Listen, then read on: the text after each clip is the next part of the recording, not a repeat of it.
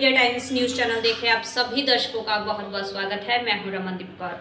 इस वक्त की बड़ी खबर आ रही है प्रयागराज से। क्या है पूरा मामला, देखने के लिए बने रहिए हमारे। लखनऊ के अलीगंज स्थित कोचिंग सेंटर में हुए हादसे के बाद उत्तर प्रदेश सरकार ने पूरे प्रदेश में चल रहे कोचिंग सेंटर में तत्काल जांच के आदेश दे दिए हैं तथा मानक के विपरीत बने कोचिंग सेंटर एवं बिना अग्नि सुरक्षा व्यवस्था के चल रहे कोचिंग सेंटर के खिलाफ कार्रवाई के भी आदेश जारी हुए हैं। जिसके बाद प्रयागराज में मुख्य अग्निशमन अधिकारी चंद्र मोहन शर्मा और अग्निशमन अधिकारी राजेश कुमार के नेतृत्व में कोचिंग सेंटरों की जांच एवं उनके खिलाफ कार्रवाई शुरू कर दी गई है, जिसमें कोचिंग सेंटर में अग्नि सुरक्षा व्यवस्था, बिल्डिंग की स्थिति, आगमन एवं प्रस्थान के मार्गों और आपातकालीन मार्गों के विषय में जानकारी ली जा रही है। इस विषय पर मीडिया से मुख्य अग्निशमन अधिकारी प्रयागराज चंद्र मोहन शर्मा ने बताया कि कल 9 बिंदुओं पर सभी कोचिंग संस्थानों में जांच की जा रही है। इस जांच के दौरान किसी भी कोचिंग सेंटर में यदि कोई कभी पाई जा रही है तो उसके खिलाफ कार्रवाई की जाएगी। बहरहाल पहले ही कोचिंग सेंटर में जांच के दौरान काफी कमियां पाई गई और उनके खिलाफ कार्रवाई के आदेश जारी कर दिए गए हैं। प्रयागराज में कुल 226 कोचिंग सेंटर रजिस्टर्ड है, जिनमें से अभी तक सिर्फ 40 सत्रों के पास वैधानिक नो ऑब्जेक्शन सर्टिफिकेट है तथा बाकी सभी कोचिंग सेंटर में अभी तक इस विषय में कोई एनओसी नहीं ली गई है। जिस तरह से यहाँ पर कुछ कमियां मिली हैं, जैसे सिलेंडर एक्सपायर था, जर्जर बिल्डिंग, जिस तरह से मानक के तौर पर आपको निर्देश मिलेंगे, नोटिस मिलेगी, तो किस तरह से देखते हैं कितने बच्चों की सुरक्षा को लेके अब आप अलर्ट होंगे? नहीं, देखिए, इसीलिए बच्चों की सुरक्षा को ध्यान में रखते हुए मैं कोचिंग 3 टाइम में 3 शिफ्ट में संचालित करता हूँ कि मतलब अगर मान लीजिए 1000 बच्चे हैं तो उनको हम 3 शिफ्ट में अलग अलग टाइम पर बुलाते हैं ताकि कि क्राउड एक साथ ना होने पाए। दूसरी चीज़ की जो ये बिल्डिंग है वो इंडियन प्रेस की बिल्डिंग है, तो जैसे कि कुछ लोगों ने बोला कि पुरानी बिल्डिंग है, तो ऑब्वियसली ये पुरानी बिल्डिंग है, अंग्रेज़ों के टाइम का बनाया हुआ बिल्डिंग है। तो अभी इसमें हम लैंडलॉर्ड से हम लोग इसका जो है समय समय पर जो है इसका रेनोवेशन कराते रहते हैं।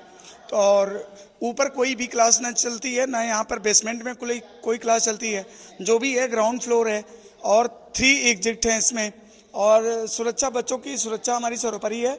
और जो भी यहाँ पर कमियाँ थोड़ी बहुत अगर अग्निशमन विभाग को नज़र आई है, अगर वो मुझे गाइड करते हैं कि यहाँ ये चीज़ें आपको करनी है, तो उसको 2 दिन के अंदर हम लोग सुनिश्चित करा करके डिपार्टमेंट को सपोर्ट करेंगे। सिलेंडर भी जो लगे थे फायर के, वो एक्सपायर्ड थे, यहाँ पे सारे 2023 में ही एक्सपायर हो गए, अभी तक 3 साल। कुछ बॉटल्स हमारे पास ओके रखे हुए हैं और कुछ जो आपने नीचे देखा है वो बेकार बॉटल पड़ा हुआ था, है ना, तो उनको लगा होगा कि ये ऐसे पड़े हुए हैं, ऐसा नहीं है। तो इस चीज़ों को हम लोग अग्निशमन के जो मानक हैं उनको तुरंत जो है व्यवस्था करके हम लोग तुरंत विभाग को सूचित कर रहे हैं। परिचय बता। मैं डायरेक्टर संदेश अकेडमी रवि सिंह। की जो दुर्घटना हुई है लखनऊ में, जो है जो अग्नि दुर्घटना हुई है, इसके दृष्टिगत जो है कमिश्नर प्रयागराज में भी आज सब तहसीलों में मेरे द्वारा कल ही दिशा निर्देश जारी कर दिए गए थे कि हर प्रभारी जो है अपनी टीम के साथ जो है जो उनके क्षेत्र में पढ़ने वाले जो भी कोचिंग संस्थान हैं, ट्रेनिंग सेंटर्स हैं या विद्यालय हैं, जो सरकारी हैं या राजकीय विश्वविद्यालय, सभी में जो है चेकिंग अभियान चलाया जा रहा है कि उनमें किस टाइप की अग्नि सुरक्षा व्यवस्थाएं मानकों होनी चाहिए और किस टाइप की वहाँ लगी हुई हैं। अगर लगी हुई है तो प्रॉपर्ली मेंटेन्ड है क्या नहीं, ये जो है अगर नहीं लगी है तो उनमें कितना गैप है, तो ये आज वो सब नोट कर रहे हैं। इसके अलावा जो वहाँ पे पढ़ने वाले बच्चे हैं और जो स्टाफ कार्यरत स्टाफ है, अग्नि दुर्घटना हो इसके लिए वो क्या क्या कार्रवाई करें, इसकी ट्रेनिंग दी जा रही है। अग्नि दुर्घटना में किस प्रकार से अपने आप को और अपने साथियों को सुरक्षित तरीके से बाहर निकाल जाए, इसकी ट्रेनिंग भी दिया जा रहा है। तो अभियान जो है आज से हमने सुबह से शुरू किया है और मेरे द्वारा ये भी निर्देश दिया गया है सभी प्रभारियों को कि जब तक ये हमारा अभियान कंप्लीट नहीं होता, मतलब उनके अधिकार क्षेत्र में जो फायर स्टेशन के क्षेत्रांतर्गत जितने भी इस टाइप के ट्रेनिंग संस्थान या शिक्षण संस्थान है, उसमें जब तक उनकी कार्रवाई कंप्लीट नहीं होती तब तक वो बाकी की जो कार्रवाई, जैसे इससे पहले हम लोग जो होटल का कर रहे थे, तो वो मतलब रोक दें अभी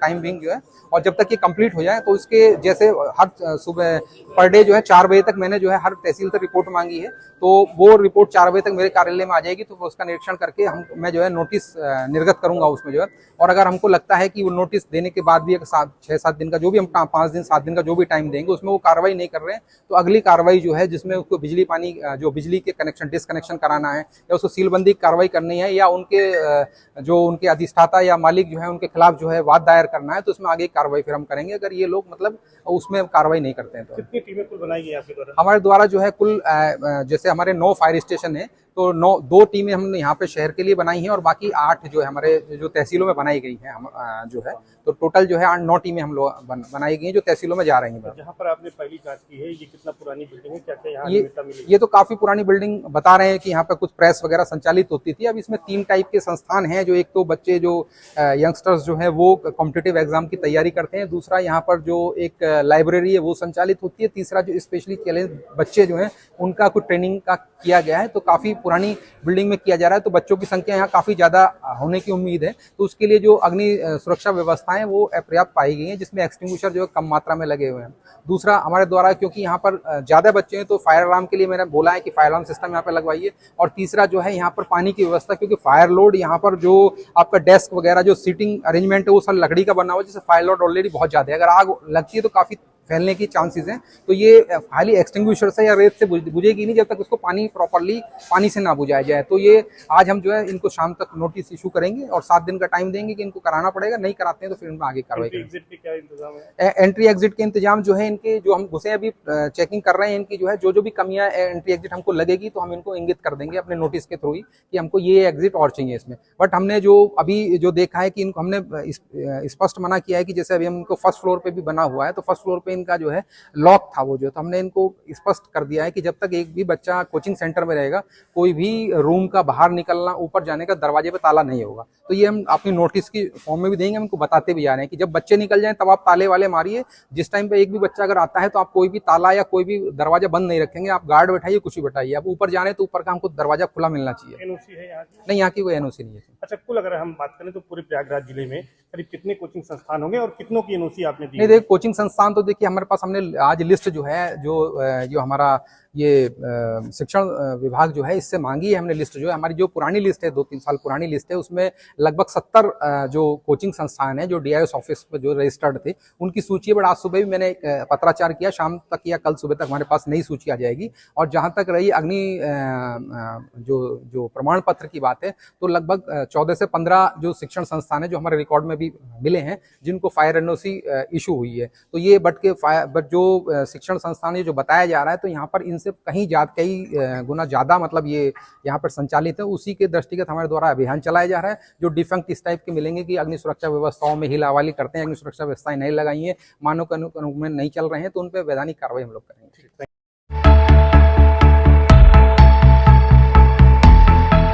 लखनऊ के अलीगंज में हुई घटनाकांड के बाद संगम नगरी प्रयागराज में कोचिंग संस्थानों के खिलाफ प्रशासन ने कमर कस ली है और अलर्ट मोड पर है। और इसी क्रम में प्रयागराज के कई कोचिंग संस्थानों में अग्निशमन विभाग ने चेकिंग अभियान चलाया, तो वहीं दूसरी तरफ से पीडीए की ओर से भी कार्रवाई तेज कर दी गई है। बता दें, जहां 4 कोचिंगों को पीडीए के द्वारा नोटिस जारी किया गया, तो खान ग्लोबल कोचिंग की 2 शाखाओं को पर सीलिंग की कार्रवाई की गई है। वहीं लखनऊ में हुए अग्निकांड को देखते हुए प्रयागराज में यह बड़ी कार्रवाई पीडीए की देखने को मिली है। वहीं धैर्य आईएएस कोचिंग और दृष्टि आईएएस कोचिंग को 2 दिन का समय दिया गया है, जिससे कि मानक के अनुरूप अपने मानचित्र को सही कर सके। वहीं जनता टीवी से बात करते हुए गंगेश सिंह जोनल अधिकारी पड़ा ने बताया कि आज खान ग्लोबल कोचिंग की 2 शाखाओं को सील किया गया है। उनके पास कमर्शियल मानचित्र था, मगर कम्युनिटी मानचित्र न होने के कारण ये कोचिंग को सील किया गया है।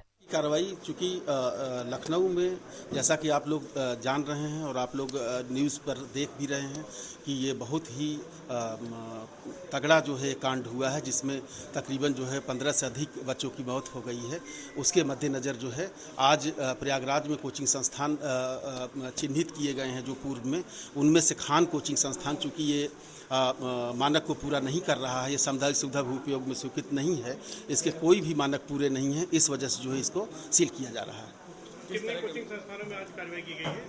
आज ये पहला है, इससे पूर्व 3 किए गए हैं, आज ये चौथा कोचिंग संस्थान है जिसको 4 कोचिंग सील किए गए हैं। हाँ, जो सील किए गए हैं और ये निरंतर जारी रहेगा। 50 कोचिंग संस्थान चिन्हित कर लिए गए हैं। किस तरह का इनके पास लाइसेंस था, किस तरह का नहीं था? लाइसेंस प्राधिकरण नहीं चेक करता, प्राधिकरण मानचित्र की स्वीकृति देखता है। मानचित्र की स्वीकृति सामुदायिक सुविधा उपयोग में नहीं है और मानक पूरे नहीं हो रहे हैं, इस वजह से प्राधिकरण इस पर कार्रवाई कर रहा है। ध्येय आईएएस में भी मैं गया था, उसका भी जो है कमर्शियल एक्टिविटी में स्वीकृत है, कमर्शियल ग्राउंड फ्लोर पर चल रहा है, लेकिन तीसरे फ्लोर पर जो इनका कोचिंग चला रहे हैं ये सामुदायिक सुविधा उपयोग में नहीं है। इनको अवगत करा दिया गया है कि आप इसे तत्काल पूरा कराएं, अन्यथा आपके विरुद्ध शीघ्र कार्रवाई की जाएगी। हाँ। आपके यहाँ आज पीडीए के अधिकारी आए, इन्होंने चेक किया, कुछ एनओसी मांगी और बिजली को छोड़कर आप कोई एनओसी नहीं दे पाए हैं और किस तरह से मानक पूरे नहीं है बता रही है। फायर की एनओसी दी गई है इनको। सर ने बताया कि इनको विद्युत की एनओसी चाहिए होगी तो वो 1 से 2 दिन में उनको प्रोवाइड करा दी जाएगी। लिफ्ट की भी एनओसी 1-2 दिन में प्रोवाइड की जाएगी। उसके लिए समय दिया गया है हमें, 1-2 दिन में हमें वो प्रोवाइड करा देंगे हम। ये भी कहा जा रहा है कि कमर्शियल इसका और इसमें जो कोचिंग चलाई जा रही है वो कम्युनिटी सर्विस के अंतर्गत आती है। हाँ, उन्होंने बताया ऐसा, तो उसके लिए भी 1-2 दिन में हम लोग उसके लिए अप्रूवल ले लेंगे, प्रक्रिया पूरी करेंगे। बाकी यहाँ पर जो एंट्री एग्जिट के 2 रास्ते हैं, एक फ्रंट पे है, एक बैक में है, तो वो ओपन कर दिया जाता है जब क्लासेस होती हैं। कितने दिन का समय दिया गया? 2 दिन का समय दिया गया है, 2 से 3 दिन का। परिचय बता दें। रमन, मेरा नाम है रमन, सेंटर कोऑर्डिनेटर हैं यहाँ देव प्रयागराज में।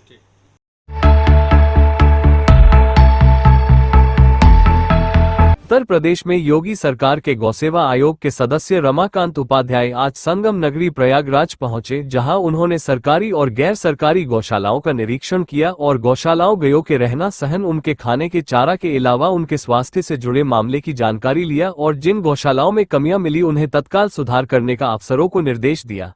इस दौरान उन्होंने कहा कि हमारी सरकार और मुख्यमंत्री योगी आदित्यनाथ की पहली प्राथमिकता रही है कि गौ माता की सुरक्षा करना और उनके रहन सहन, खाने पीने की उचित व्यवस्था रहे, जिसको लेकर हम सब योगी जी के सपनों को साकार करने के लिए समय समय गौशालाओं का निरीक्षण करने और अफसरों के समन्वय बनाकर गौ रक्षा और गौ सुरक्षा की मुहिम चला रहे हैं। रमाकांत उपाध्याय, सदस्य गौसेवा आयोग।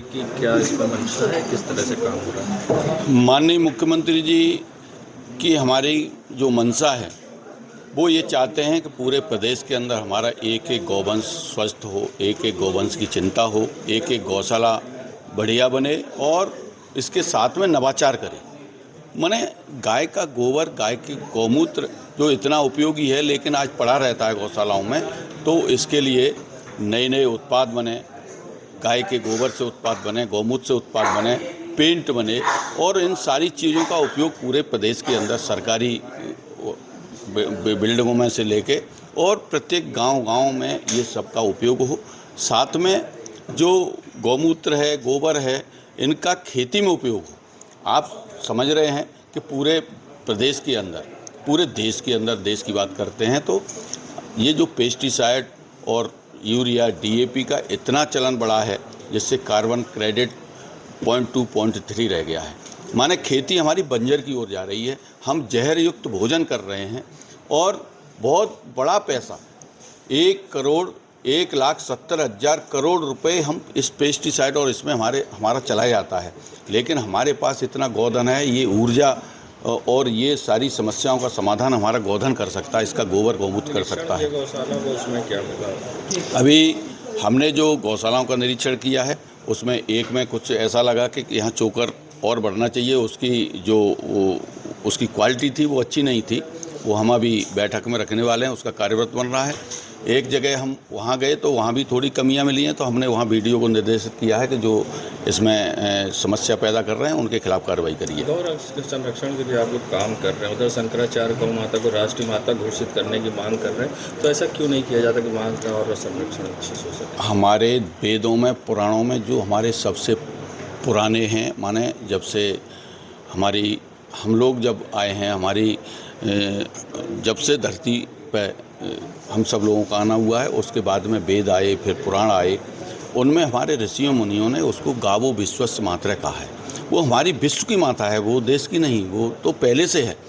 अब जो भी हम लोग काम करना चाहते हैं, जो भी संत काम करना चाहते हैं, सरकार ने पूरे उत्तर प्रदेश के अंदर संतों के लिए खोल दिया है कि वो गौशाला अपने अंडर लें, अपने कार्यकर्ताओं को दिलवाएं, अपने जो भी उनके अनुयायी हैं, कोई भी हो, वो गौशाला को लेकर और उसमें वो अच्छे अच्छे काम करें, उन गौशालाओं को अच्छा बनाने का काम करें। तो निश्चित रूप से जब गाय के गोबर, गौमूत्र, दूध, इसका सारा उपयोग लोगों की समझ में आ जाएगा तो वो तो पहले से गावो विश्वस मातर है, वो हमारी। क्या मानना है, गौ माता राष्ट्र माता घोषित होना चाहिए या नहीं? भैया मैं तो कह रहा हूँ वो हमारी राष्ट्र आज विश्व की माता है, होनी वो पहले से है। हम कोई नया नहीं करने वाले हैं, हम तो जो है उसको स्थापित करने का काम कर रहे हैं, हमारी सरकार कर रही है। और सबका आह्वान किया है, संतों को आह्वान किया है, समाज सेवियों को आह्वान किया है कि एक एक गौशाला लेकर और सब लोग उसको अच्छा बनाइए और समाज के लिए काम करिए। तो इस तरह का ये विषय चल रहा है और सबका सम्मान है, संतों का सम्मान है, सबके लिए दरवाजे खुले हुए हैं सरकार के। धन्यवाद।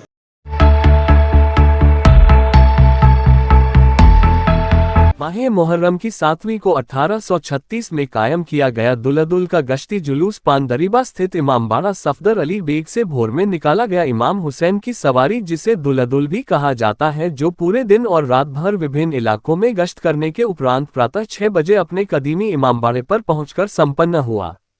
शाहगंज स्थित पानदरीबा से सैकड़ों साल से इमामबाड़ा सफदर अली बेग से निकाला जाने वाला दुल्हदुल का ऐतिहासिक जुलूस इस वर्ष भी अकीदत व एहतराम के साथ निकला। शहर के कई क्षेत्रों में घर घर गश्त करने के उपरांत दूसरे दिन भोर में 6 बजे अपने कदीमी इमामबाड़े सफदर अली बेग पर पहुंचकर संपन्न हुआ। 24 घंटों के दुल्हदुल के गश्ती जुलूस में सिलसिलेवार एक एक घरों में दुल्हदुल ले जाने के क्रम में सहयोग करते रहे। गुलाब व चमेली के फूलों से सजाकर घर घर जियारत कराने के साथ अकीदतमंदों ने दुल्हदुल घोड़े को जहां दूध जलेबी खिलाई तो वहीं कुछ लोगों ने भीगी चने की दाल से भी दुल्हदुल का किया आदर और सत्कार। मन्नती दुल्हदुल पर सैकड़ों वर्षों से चली आ रही परंपरा का निर्वहन करते हुए सुन्नी समुदाय की महिलाएं भी हाथों में कटोरा और बर्तन में दूध जलेबी भिगोकर गलियों में कतार लगाए खड़ी रहीं और जैसे ही दुल्हदुल पास पहुंचा भीगी आंखों से बोसा लेकर इस्तेकबाल किया और दूध जलेबी खिलाए मन्नतें मांगी। ये इमाम हुसैन की सवारी की शबी हम लोग निकालते हैं, बस मन्नतें मुरादें हैं तो आदमी जो खिलाता है। इमाम हुसैन को 3 दिन का भूखा प्यासा करबला में शहीद कर दिया गया। उसी वजह से जब उन्हीं के नाम से ये जुलझना निकलते हैं और लोग इनको जो है जुलझने को दही जलेबी खिला के अपनी दिल की जो है तमन्नाओं को कि हम ये इजहार करते हैं कि अगर हम भी करबला में होते तो हम आपके साथ मौजूद होते और आपको इस तरीके से ज़िबा होते, भूखा प्यासा न होने देते। उसकी याद में ये 1836 से शाहगंज पानदरीबा मिर्ज़ा सफदर अली बेग से ये जुलझना उठ रहे हैं और ये 24 घंटे का रूट है जुलझने का और घर घर जाके ज़ियारत करवाना और लोगों की मन्नत और इससे सबका अकीदा जोड़ा।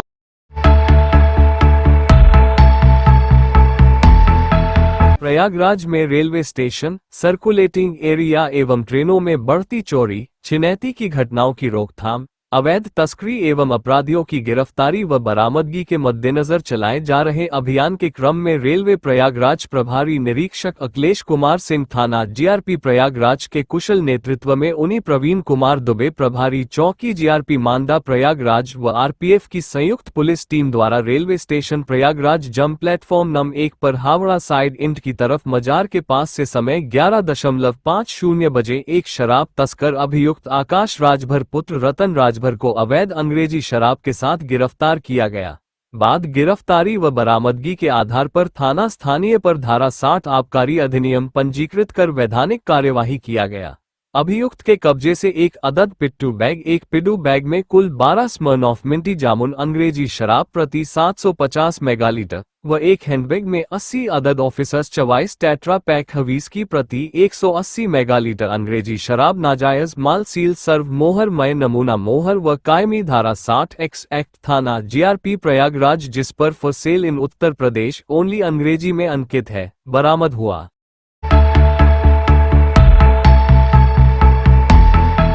प्रेस विज्ञप्ति प्रयागराज दिनांक आज प्रयागराज में मुहर्रम की 6 तारीख के अवसर पर ताराबाबू गली की ऐतिहासिक मेहंदी का जुलूस अकीदत और शांति के साथ निकाला गया।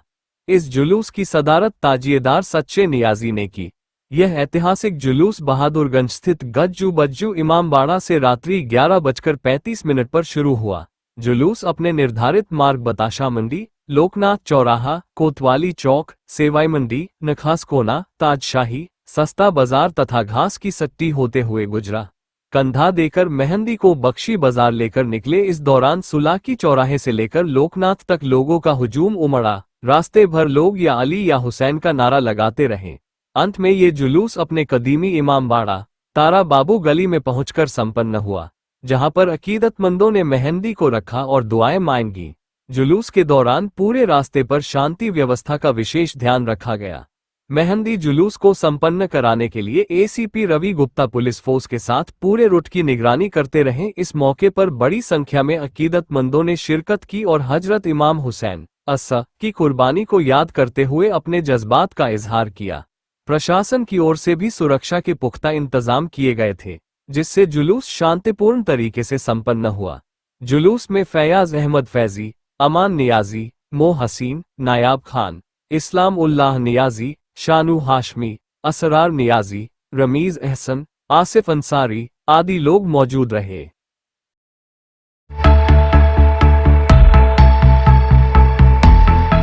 संगम नगरी प्रयागराज में औद्योगिक क्षेत्र थाना अंतर्गत रामपुर में दबंगों ने एक घर पर हमला कर पूरे परिवार के साथ मारपीट की और महिलाओं का सिर फोड़कर किया लहूलुहान। जब दबंगों ने देखा कि सारी घटना सीसीटीवी कैमरे में कैद हो रही है तो दबंगों ने सीसीटीवी कैमरे को भी तोड़ डाला। वही पूरी घटना हुई सीसीटीवी में कैद।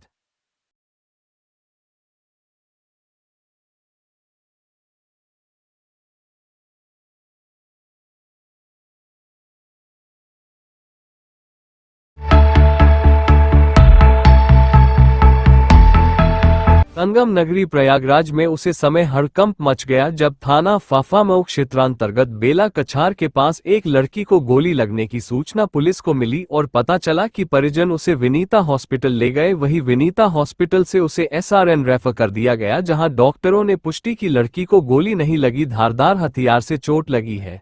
वहीं परिजनों ने तहरीर दी कि बेटी शौच के लिए गई थी, उसी समय कुछ लोगों ने उसे पर गलत नीयत से हमला किया। वहीं परिजनों की तहरीर पर फाफामऊ थाने में मामला दर्ज कर लिया गया है और पुलिस जांच पड़ताल में जुड़ गई है। वहीं इस पूरे मामले पर डीसीपी गंगानगर का क्या कहना है, आइए दिखाते हैं।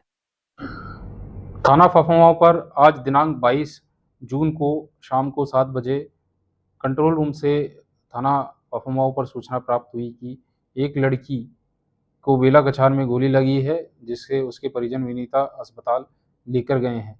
इस सूचना पर तत्काल थाना पुलिस मौके पर पहुंची तथा लड़की, जिसकी उम्र 17 वर्ष है, को एसआरएन अस्पताल ले जाया गया, जहां मेडिकल व एक्सरे से गोली लगने की पुष्टि नहीं हुई है। डॉक्टर द्वारा बताया गया है कि जांघ पर धारदार हथियार से चोट है, गोली नहीं लगी है।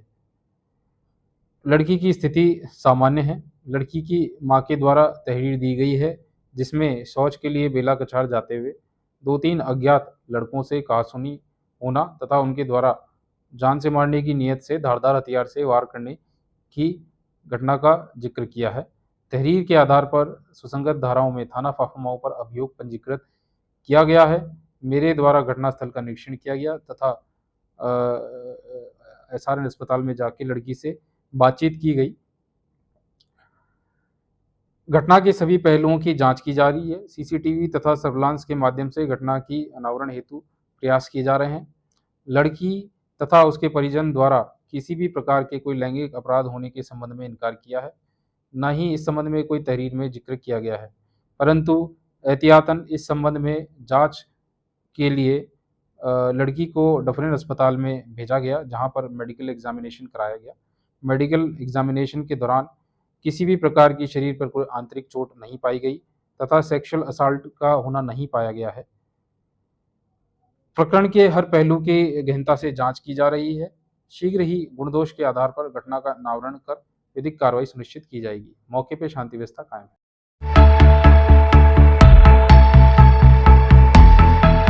हजरत अली असगर के झूले की जियारत को उमड़ा अकीदतमंदों का सैलाब। हजरत अली अकबर के ताबूत और 2 विशाल अलम व हजरत अली असगर के झूले के साथ स्व मुस्तफ़ा हुसैन के अज़ाखाने से अंजुमन मुहाफिज़े अज़ा कदीम ने नौहों और मातम की सदा बुलंद करते हुए निकाला जुलूस। रोशन बाग स्थित इमामबाड़ा स्व मुस्तफ़ा हुसैन से 6वीं मुहर्रम का ऐतिहासिक जुलूस अकीदत व एहतराम के साथ निकाला गया। नागरिक सुरक्षा के पूर्व deputy warden Nasir Zaidi, warden व जुलूस आयोजक खुशनूद रिजवी की सरपरस्ती में देर रात हजरत अली असगर के झूले, 2 विशाल अलम, हजरत अली अकबर के ताबूत का जुलूस निकाला गया। अज़ाखाने में काजिम अब्बास, अहमद जावेद, कज्जम, जरगाम हैदर, एजाज हुसैन आदि ने गमगीन मरसिया पढ़ा तो जाकिर अहले बैत रजा अब्बास जैदी ने शहादत का गमगीन तज़किरा किया। बाद मजलिस शबीह ताबूत हजरत अली अकबर, हजरत अली असगर का झूला और 2 विशाल अलम को गुलाब व चमेली के फूलों से सजाकर जियारत को निकाला गया। अंजुमन मुहाफिज़े अज़ा कदीम दरियाबाद के नौहा ख्वानो गुलाम अब्बास नकवी व अन्य साथियों ने पुरदर्द नौहा पढ़ते हुए जुलूस निकाला जो रोशनबाग, बख्शी बाजार, मस्जिद काजी साहब से मुड़कर काजीगंज स्थित इमामबाड़ा फूटा दायरा पर पहुंचकर संपन्न हुआ। जुलूस में नासिर जैदी, खुशनूद रिजवी, सैयद मोहम्मद अस्करी, पार्षद रमीज एहसन, जाहिद भाई, शाने भाई, शादाब जमन, आसिफ रिजवी, आमिर रिजवी, अली रजा रिजवी, वसीम असगर, ओन जैदी, जामिन हसन, शमीर जमन, शयान जमन, अमन जायसी, मुज्तबा हैदर, कदर, तारिक, जहीन अब्बास, फरमान रिजवी आदि शामिल रहे। देश दुनिया की खबरों के लिए world media times news channel को सब्सक्राइब करें।